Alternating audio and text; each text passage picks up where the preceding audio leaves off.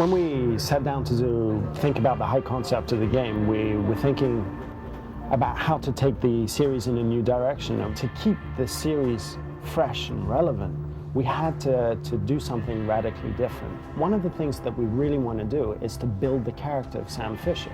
He is known as three green dots, the goggles.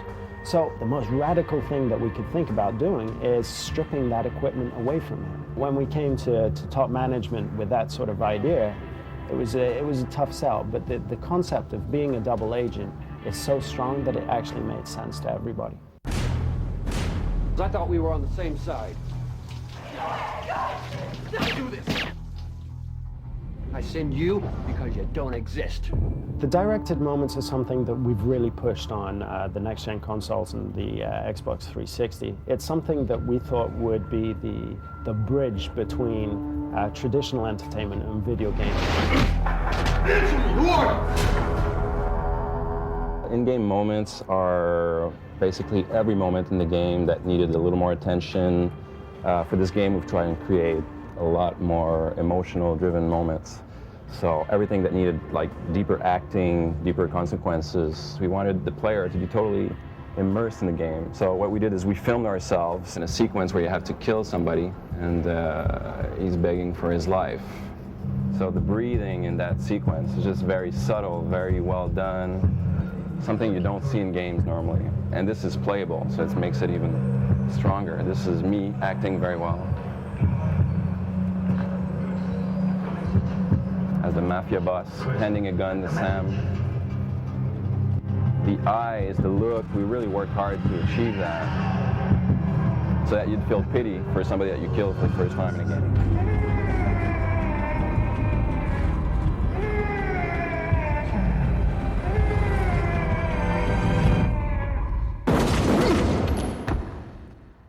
For the first time, you play those cinematics, those moments, those cool moments that you never get to play. And you make really cool choices, the story branches differently depending on what you do. And it was an extremely hard technical challenge to reach, but we wanted to give as much as we could to the players, and I think we've done it.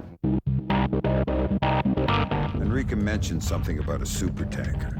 One of my favorites is the girl terrorist called Enrique. She becomes slowly Sam Fisher's love interest during the game. When we sat down to do this project, we realized that we didn't have a stock of female motions for the game, so we had to go back to the drawing board and figure out how are we going to get all these motions done.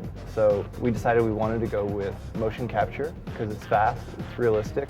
There's a lot of massaging of the animations to bring it more up to what we want. The moves that I do are keyframed animation, which isn't motion capture. Everything I do is based from video reference or some kind of reference that I create myself. So I'll end up going down to the swimming pool, record reference such as this of myself jumping up, grabbing a makeshift person, pulling them into water. And then I'll exaggerate these moves, make them more stealth-like, make them more energetic.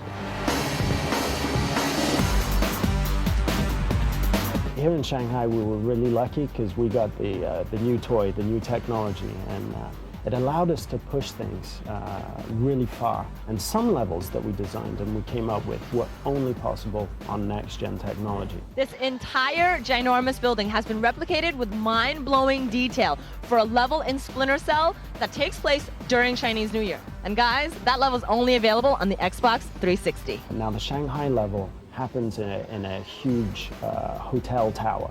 It's an 88-story tower which we completely designed and created in 3D for the game. But we not only have the roof, the exterior for 88 floors, we also have the interior for including a 30-floor atrium, which is inspired by a real atrium in a real hotel in Shanghai. This is the atrium. Wow, that's high. Along with this, we created the entire Shanghai skyline in 3D. So what you're going to see is going to be a fairly accurate recreation of Shanghai today. To ramp it up a level, the mission happens during Chinese New Year. So you have firecrackers and fireworks going on all around you while you're doing this mission. We've also tied it into the gameplay. You'll be able to use the sound that these fireworks make to carry out your assassination, to mask the noise of your gun. You can also use the shadows and light created to create hiding places when you're in a stealth section. So we tried to think of how the technology allowed us to create a more involving game experience, and not just for the pretty pictures.